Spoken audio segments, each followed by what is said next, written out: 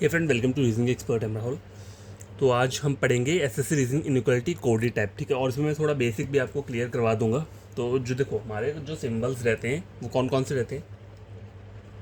Greater, greater equal, lesser, lesser equal और equal to, ठीक है। और एक एक नॉट इक्वल टू वाला भी रहता है, बट ये थोड़ा कम पूछा जाता है, ठीक है। मैक्सिमम यही 5 रहते हैं जो मेन रहते हैं, ठीक है। ये कम पूछा जाता है। लेकिन इसका मतलब क्या है? अगर नॉट मतलब A is not equal to B, अगर इक्वल नहीं होगा तो क्या होगा? आइदर ग्रेटर होगा या लेसर होगा, ठीक है। इसके अंदर ये दो ही साइन एग्जिस्ट करेंगे। अगर इक्वल टू नहीं है तो ये दो ही रहेंगे, ठीक है। मेन जो होते हैं हमारे, देखो मेन सिंबल्स क्या रहते हैं? मेन सिंबल जो रहते हैं इनइक्वालिटी में वो 3 रहते हैं, ये, ठीक है।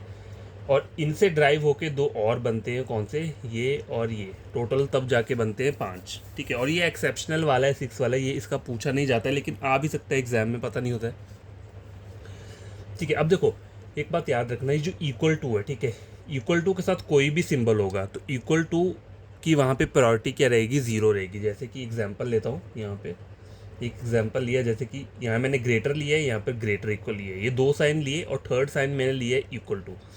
तो अब मुझे बताओ कि इन तीनों में से हाईएस्ट प्रायोरिटी किस साइन की होगी? ग्रेटर, ठीक है, ग्रेटर। इक्वल टू के साथ मान लो अगर मैं इसको और इक्वल टू ले लेता हूँ, तो अब किसकी हाईएस्ट प्रायोरिटी होगी? फिर से ग्रेटर की रहेगी।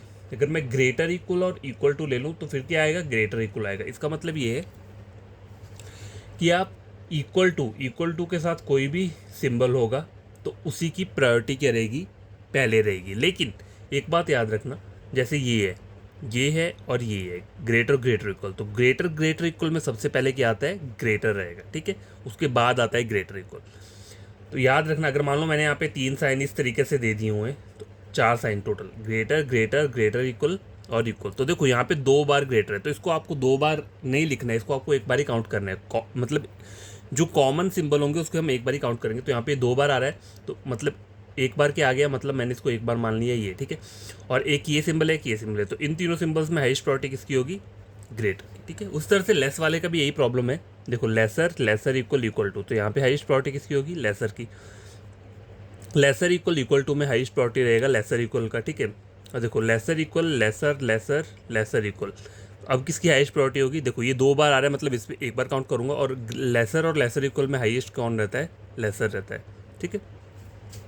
तो ये चीज़ें बेसिक वाली हैं, याद रखना। और देखो, एक होता है ये वाला, इस तरीके से जा रहा हूँ, बीच में मुझे ऐसे सिंबल्स मिल जा रहे हैं, कटे हुए सिंबल मिल रहे हैं, आपस में एक दूसरे को क्या कर रहे हैं? फेस कर रहे हैं। तो इसका मतलब क्या होता है? वहाँ पे आपका जो कंक्लूजन रहता है वो कभी भी सही नहीं होगा, वो हमेशा नो रिलेशन देगा, मतलब वो गलत होगा, ठीक है। तो वो मैं तो आपको थोड़ा एग्जाम्पल, एक हिंट देता हूँ। जैसे कि देखो, P L H M D G और एफ, ठीक है। और यहाँ मैंने कंक्लूजन लिख रहा हूँ P greater than equal to M, और दूसरा लिख रहा हूँ P less than equal to M, ठीक है। अब देखो, आपको P से M तक जाना है। देखो, P से M जाओगे तो आपको 3 सिंबल मिल रहे हैं, ग्रेटर, ग्रेटर और ग्रेटर इक्वल। तो ये मतलब कॉमन हो गया, एक ग्रेटर मिल रहा है और ग्रेटर इक्वल। तो ग्रेटर और ग्रेटर इक्वल में हाईएस्ट प्रायोरिटी किसकी होती है? ग्रेटर की होती है, ठीक है।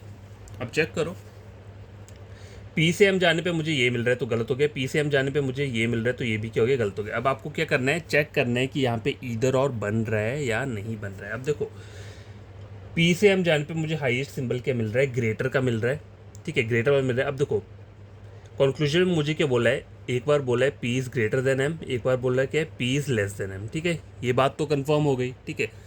P is greater than M है, P is less than M है, लेकिन P is equal to M ये 2 बार मुझे यहाँ पे दिया हुआ है। तो ये मुझे 2 बार नहीं चाहिए, मुझे ये सिर्फ सिंगल बार चाहिए। मतलब इन दोनों कंक्लूजन में से किसी एक में अगर ये और दूसरे में नहीं है तो यहाँ पे इधर और बन जाएगा, लेकिन यहाँ पे इक्वल टू दोनों जगह आ रहा है, इसलिए यहाँ पे आप इधर और नहीं लगाओगे, यहाँ पे आप क्या करोगे?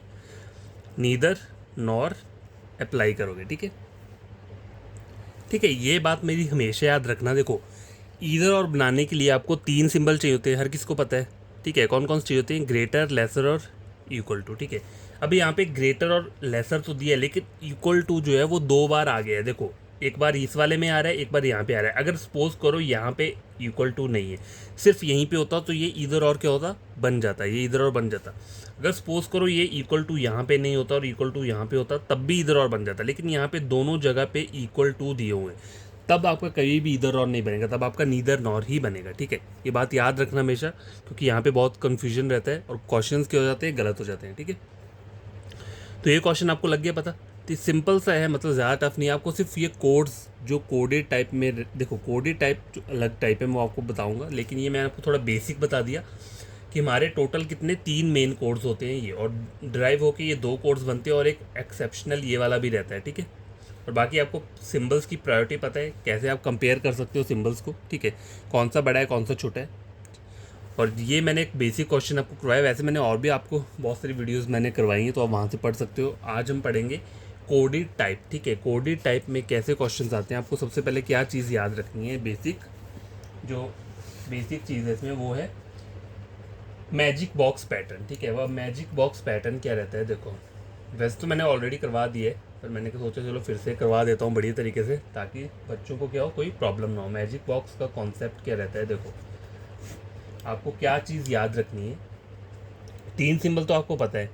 ठीक है, और टोटल मतलब मैजिक बॉक्स में हम पूरे के पूरे 5 सिंबल्स का यूज़ करते हैं। वैसे तो 5 ही सिंबल्स यूज़ होते हैं हर जगह, लेकिन वो मेन मैंने आपको इसलिए बताया कि 3 सिंबल्स आपको पता हो कि मेन सिंबल्स हमारे कौन से और ड्राइवर के कौन से बनते हैं। ठीक है, लेकिन मैजिक बॉक्स कॉन्सेप्ट में हमारे सारे के सारे सिंबल यूज़ होंगे, मतलब टोटल 5 जो है। एक्सेप्शन वाला नहीं होगा, एक्सेप्शनल वाला सिंबल जो है, मतलब ये वाला सिंबल यूज़ नहीं होगा। ठीक है, और बाकी सारे सिंबल यूज़ होंगे। तो ये देखो मैं आपको बॉक्स एक बना के दे रहा हूँ, आपको भी ऐसा ही बॉक्स आपको याद रखना है। ठीक है, जैसे एग्जाम में क्वेश्चन आता है तो पहले ये बॉक्स बना लिया, और जो सिंबल्स हैं आपके, सिंबल में साइन जो है, देखो ये साइन यहाँ पे रहेगा, ये साइन यहाँ रहेगा। Greater greater equal, lesser lesser equal, और जो इक्वल टू रहता है वो आएगा बीच में। ठीक है, तो ये जो डायग्राम है आपको याद होना चाहिए, तभी आप कोडेड इनइक्वालिटी के क्वेश्चंस को कर सकते हो। अब देखो इसका यूज़ कहाँ पे होता है, इस मैजिक बॉक्स का यूज़ होता है कोडेड इन इक्वालिटी के क्वेश्चंस को सॉल्व करने में। अब कैसे होगा, तो पहले मुझे वहाँ डायरेक्शन लिखना पड़ेगा। देखो डायरेक्शन मतलब एग्जाम में जैसे क्वेश्चन आता है वैसे मैं यहाँ पे लिख देता हूँ। गैस देखो डायरेक्शन एग्जाम में ऐसा रहता है, आपको एक इतनी सारी स्टेटमेंट दी है, 1 2 3 4 5। इन 5 स्टेटमेंट मतलब क्या है, 5 सिंबल्स के लिए ये 5 स्टेटमेंट्स दी हुई हैं। ठीक है, समझ आ गई बात। अब इन ये जो आपको सिंबल दिए, इनके लिए आपको कुछ कोड दिए हुए हैं, तभी तो इसका नाम कोडेड इनइक्वालिटी रहता है। तो देखो यहाँ पे कुछ कोड्स आपको दिख रहे हैं, कॉपीराइट, परसेंट, @ डॉलर और हैश। ठीक है, ये कोड्स हैं। आपको रीड कैसे करना है, देखो यहाँ पे बोला क्या है, एम कॉपीराइट एन मीन्स, मुझे एम और एन से कुछ लेना देना नहीं है। देखो कॉपीराइट परसेंट मुझे इनसे लेना देना है।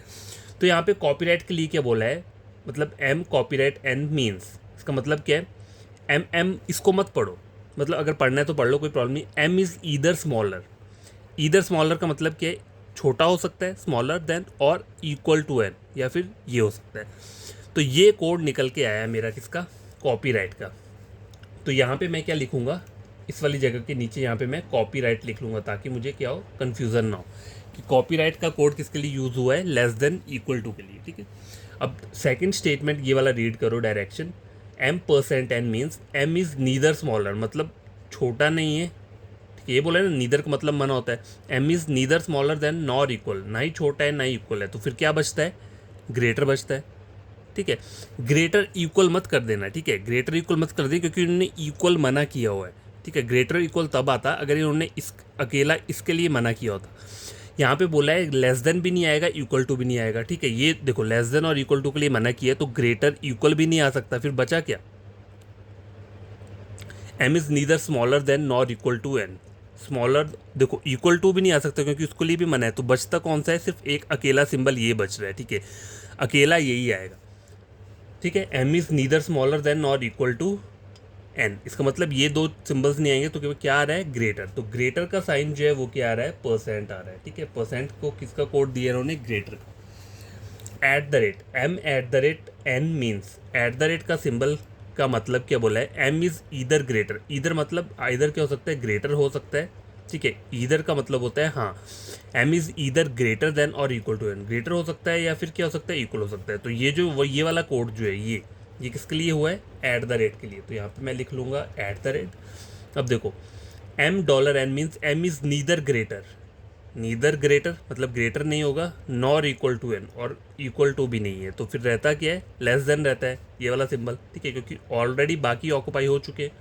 ठीक है, तो ये हो गया डॉलर, और लास्ट वाला जो बचता है वो ऑब्वियसली हैश का रहेगा, ठीक है, वो चेक करने की जरूरत नहीं है। देखो चेक भी कर लो, M is neither greater, neither greater और नॉट स्मॉलर, नॉट स्मॉलर, तो क्या बचता है, इक्वल टू बचता है। तो इक्वल टू किसका कोड है, हैश का कोड है। तो आपको जो कोड्स एक्सट्रैक्ट करने हैं वो इस तरीके से करने हैं। देखो प्रैक्टिस करोगे तो आपको ये सब चीज़ें लिखने नहीं पड़ेगी, सीधा वहाँ से पढ़ो और वहाँ पर उसका कोड लिख दो, ठीक है, पता लग जाएगा। लेकिन वो एक बार में नहीं होता, आपको इसलिए प्रैक्टिस करना पड़ेगा, ठीक है। ये मैंने यहाँ पे लिख दिया। अब देखो स्टेटमेंट जैसे एग्ज़ाम में इस तरीके से आता है, लिख देता हूँ।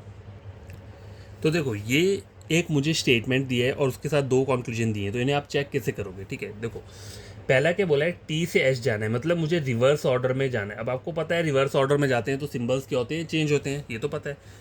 लेकिन यहाँ पे सिंबल्स नहीं दिए हैं हमें, ये हमें यहाँ पे कोड दिया हुआ है, एट द रेट दिया हुआ और डॉलर दिया हुआ है, एट द रेट दिया हुआ है, सॉरी एट द रेट और हैश दिया हुआ है, ठीक है। एट द रेट और हैश का ऑपोजिट कौन कौन सा होगा, देखो हैश तो हैश ही रहेगा, इसका तो कोई ऑपोजिट नहीं होता है, मतलब equal to as it is ही रहता है, ठीक है। ये बात हमेशा याद रखना है, इक्वल टू जो है उस वो कभी भी क्या होता है, अगर आप रिवर्स ऑर्डर में जाओगे तब भी equal to as it is ही रहेगा, ठीक है, उसमें कोई चेंजेस नहीं होते हैं। लेकिन जो दूसरे कोड्स होते हैं ये चेंज हो जाते हैं, ठीक है। तो रिवर्स ऑर्डर में जा रहा हूँ, टी से एस जाना है तो रिवर्स में जाना पड़ेगा। तो पहला कोड है एट द रेट, दूसरा कोड है हैश। तो हैश तो एज इट इज़ हैश ही रहेगा, लेकिन एट द रेट चेंज हो जाएगा। एट द रेट का मतलब है ये, तो ये चेंज होके क्या बनेगा, ये वाला कोड, ठीक है, ये वाला कोड बन जाएगा। इसका मतलब क्या है, कॉपीराइट।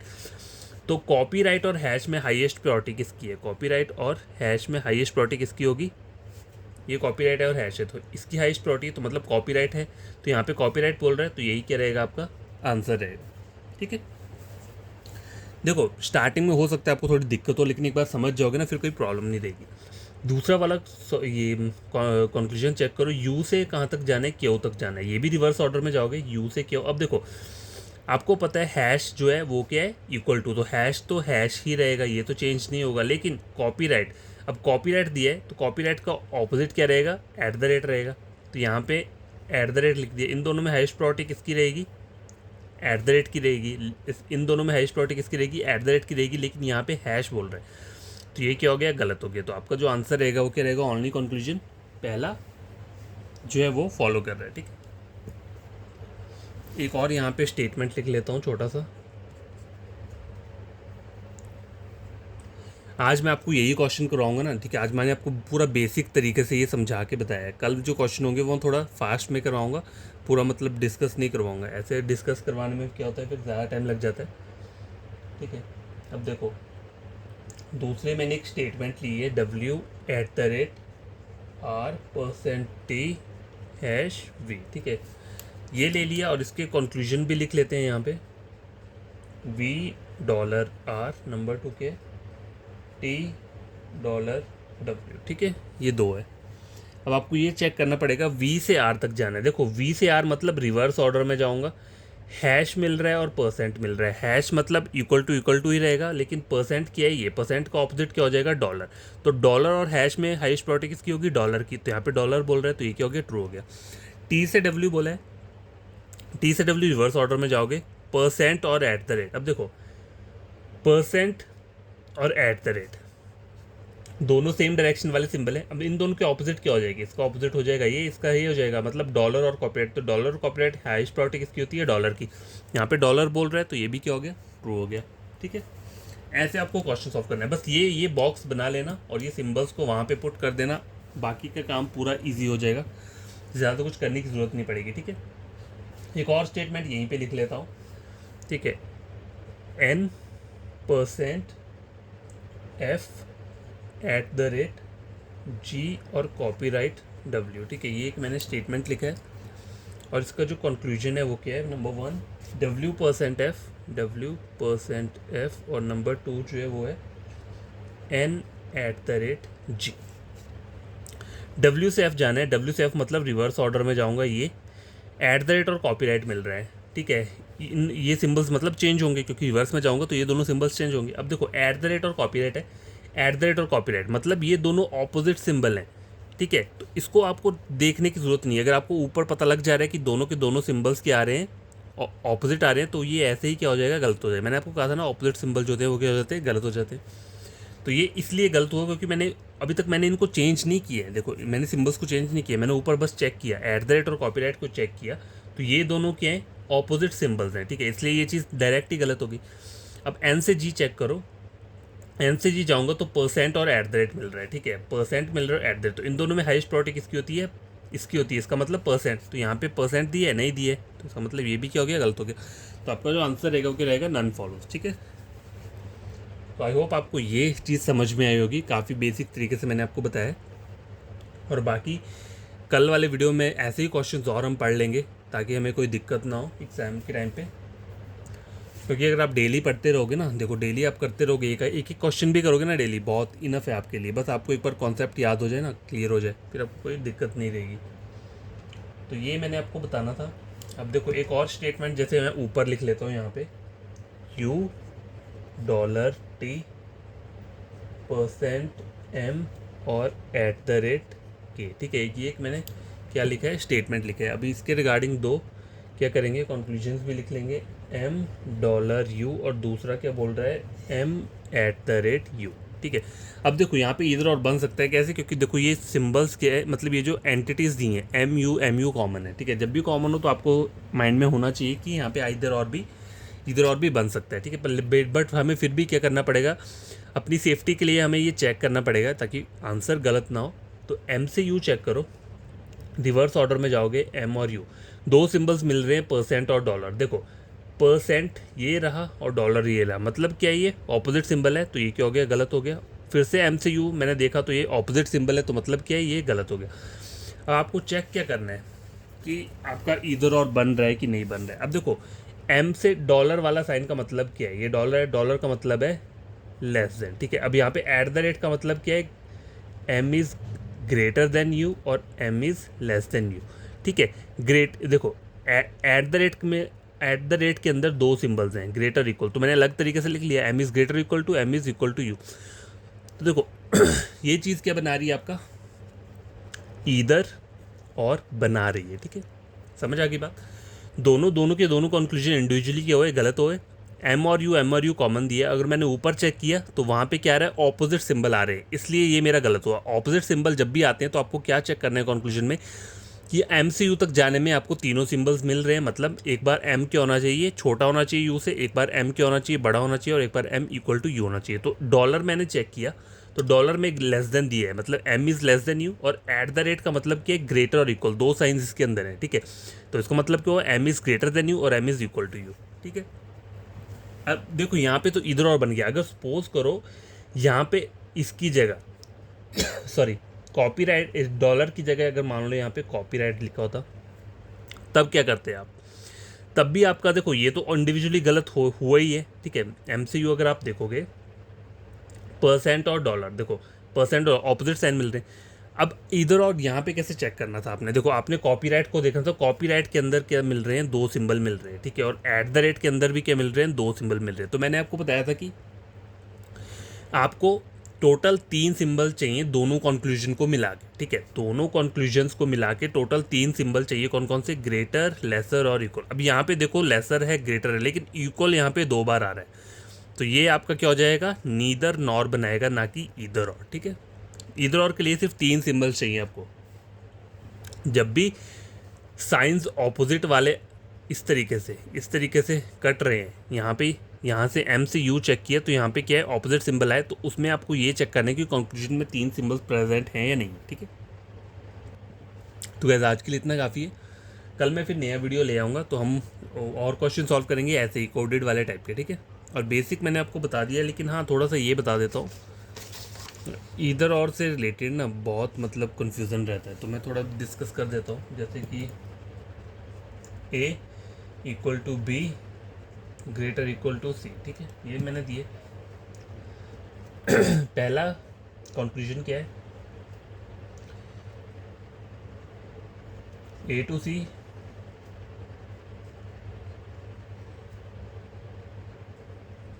और ए टू सी, ठीक है, ये मेरा पहला इधर और से रिलेटेड क्या है क्वेश्चन है, ठीक है। अब यहाँ पे इधर और बन कैसे रहा है, पहले ये चीज़ चेक करो। पहले आपको करना क्या होता है, इधर और में पहले इंडिविजुअली इनको चेक करना है कि ये सही है कि गलत है, मतलब अगर दोनों के दोनों गलत होंगे कंक्लूजन तभी इधर और बनेगा, अगर मान लो इन दोनों में से कोई भी एक ठीक हो गया तो इधर और नहीं बनेगा, ठीक है। तो ए से सी अगर हम चेक कर रहे हैं तो हमें ये दो सिंबल मिल रहे हैं, कौन कौन से, ये और ये। अब इन दोनों में हाईएस्ट प्रायोरिटी किस सिंबल की रहती है, इसकी। लेकिन यहाँ पे मुझे अकेला क्या बोल रहा है, ग्रेटर बोल रहा है, तो ये क्या हो गया, गलत हो गया। ए और सी अभी मैंने चेक किया तो यहाँ पे ये सिंबल आ रहा है और यहाँ पे इक्वल टू बोल रहा है, तो ये भी क्या हो गया, गलत हो गया। अब आपको करना क्या है, आपको चेक करना है कि ये जो ऊपर स्टेटमेंट में जो सिंबल मिल रहा है, तो कंक्लूजन में के जो दोनों सिंबल है, अगर आप इन दोनों को एक साथ ज्वाइन करते हो, ऐड करते हो, तो यही वाला सिंबल बन रहा है कि नहीं बन रहा है। अब देखो मैंने इसको और इसको ऐड किया, ठीक है, इन दोनों को ऐड किया, ग्रेटर और इक्वल टू को, तो रिजल्ट क्या आता है आपका, ग्रेटर इक्वल। और यही ग्रेटर इक्वल मेरा स्टेटमेंट से भी मुझे निकल के आ रहा है। तो यहाँ पे क्या बन रहा है, इधर और। ये पहला टाइप का इधर और है, इस टाइप का हमेशा याद रखना। दूसरा टाइप का इधर और क्या रहता है, देखो ए बी सी डी और ई, ठीक है, ये हो गया ए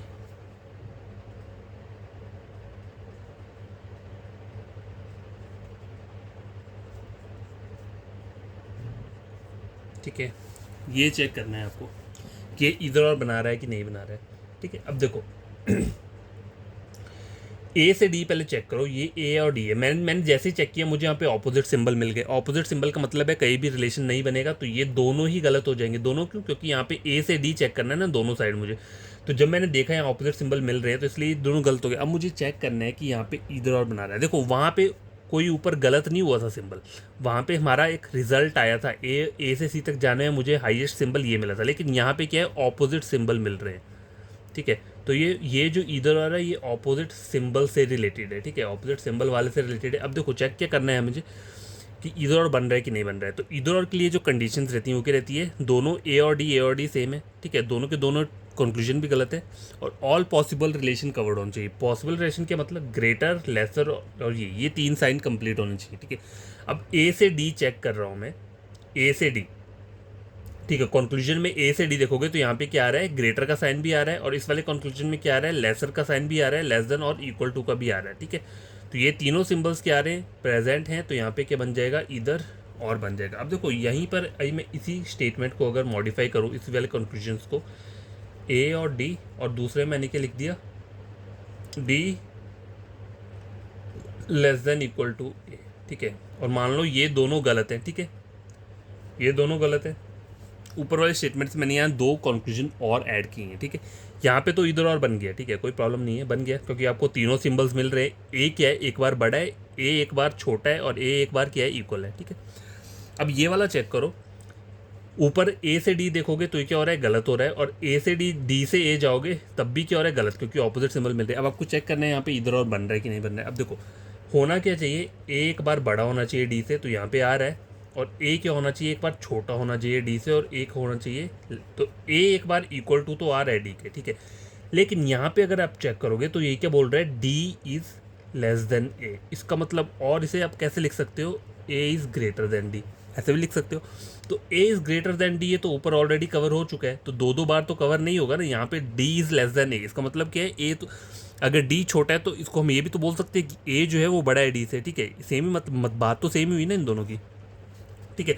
तो यहाँ पे मुझे क्या है, मुझे ये वाला सिंबल नहीं मिला, इस वाले कंक्लूजन में ये वाला सिंबल नहीं मिला। यहाँ पे मिल रहा है डी इज़ लेस देन, ठीक है, डी छोटा है, ठीक है, ये बट मुझे चाहिए क्या, ए छोटा चाहिए। ये वाला सिंबल नहीं मिला, ये वाला सिंबल मिल गया, इसका मतलब यहाँ पे क्या बनेगा, नीदर नॉर बनेगा, यहाँ इधर और नहीं बनेगा, ठीक है। ये एक हो गया। एक और चीज़ बताता हूँ आपको, जैसे कि एक स्टेटमेंट लिख रहा हूँ मैं यहाँ पे, A greater equal to B lesser equal to C, ठीक है, ये मैंने लिख दिया यहाँ पे। अब मैंने यहाँ पे अपने कंक्लूजन्स लिए हैं, पहले ए सी, दूसरा के लिए ए सी, ठीक है, ये लिए। अब आप तो यहाँ पे इधर और बनेगा कि नहीं बनेगा, देखो ए से सी चेक करोगे तो मुझे नहीं पता, ऑपोजिट सिंबल मिल रहे हैं, गलत तो हो गया। अब मुझे चेक करना है इधर और, A is greater than C, A is less than C, A is equal to C, ये तीन प्रेजेंट होने चाहिए आपके कंक्लूजन में। A is greater than D present है, A is less than C ये भी प्रेजेंट है, लेकिन इक्वल टू दो बार आ रहा है, यहाँ पे भी आ रहा है, यहाँ पे भी आ रहा है। तो हमें जो चाहिए होती है सिर्फ तीन सिंबल चाहिए, ठीक है, टोटल तीन, दोनों कंक्लूजन्स को मिला के टोटल सिर्फ ये तीन होने चाहिए। लेकिन यहाँ पे मुझे चार सिंबल मिल रही है, ये इक्वल टू दो बार आ रहा है। तो यहाँ पे इसे ये मत करना कि इसको कॉमन लेकर एक बार कर देना, यहाँ ऐसा वाला रूल फॉलो नहीं होता है, ठीक है, कि इन दोनों को कॉमन मान लिया, नहीं, मुझे एक बार चाहिए। तो यहाँ पे एक बार नहीं, यहाँ पे दो बार है, तो ये वाला जो वो है वो क्या है, नीदर नॉर का कॉन्सेप्ट है, ठीक है। ये वाला कॉन्सेप्ट क्या हुआ, नीदर नॉर का हुआ। तो मैंने आपको ये 4 चीज़ें बता दी ईदर और नीदर नॉर से रिलेटेड, कब नीदर नॉर बनेगा और कब ईदर नॉर मरेगा, ठीक है। देखो यहाँ ये सिंपल वाला ईदर और है, ये थोड़ा क्या है ऑपोजिट लेटर, वो ऑपोजिट सिंबल वाला ईदर और है। ये वाला जो ईदर और था, ये वाला क्या है, ये है इसकी तरह, लेकिन यहाँ पे आपको चेक क्या करना है ये कि सिंबल जो है आपका क्या होना चाहिए, ए अगर एक बार बड़ा है तो एक बार छोटा होना चाहिए और एक बार इक्वल टू होना चाहिए। लेकिन यहाँ पे क्या आ रहा है, डी इज़ लेस देन है, इसका मतलब और क्या बोल सकते हैं, A is greater than D आ रहा है। तो ग्रेटर तो मेरा ऑलरेडी कवर हो चुका है, ये वाला सिंबल मुझे नहीं मिला, इसलिए ये नीदर नॉर बना। और ये नीदर नॉर इसलिए बना क्योंकि इसमें 2 बार सिंबल्स आ गए, तो और मुझे जो चाहिए होते हैं वो क्या चाहिए होते हैं, सिर्फ 3 बार चाहिए होते हैं, ठीक है। तो ये इधर और का कॉन्सेप्ट देखो एक ही पेज में मैंने आपको कंप्लीट कर दिया, आपको बाकी और जगह से कुछ पढ़ने की ज़रूरत नहीं है। इधर और देखो यहीं पे कंप्लीट हो गया। अगर आप मेरी पुरानी वाली वीडियोस देखोगे और इस वीडियो को भी अगर आप ढंग से देख लोगे तो क्या हो जाएगा, आपका क्लियर हो जाएगा इजीली, ठीक है। तो बाय, टेक केयर, आज के लिए इतना काफ़ी है। और अगर वीडियो अच्छा लगा हो चैनल को सब्सक्राइब, वीडियो को लाइक शेयर कर देना। और आपको कोई फ्रेंड कजन पढ़ना चाहता है रीजनिंग, मेरे से रेकमेंड कर सकते हो रीजनिंग के लिए, टोटल फ्री रहेगा जब तक मैं हूँ, ठीक है। आपको कोई पे करने की ज़रूरत नहीं पड़ेगी कभी। बस मैं ये बोलता हूँ कि अगर समझ में आती है चीज़ तो प्लीज़ चैनल को सब्सक्राइब कर देना, और मैं कुछ नहीं मांगूंगा आपसे, बस इतनी सी बात बोल रहा हूँ, ठीक है।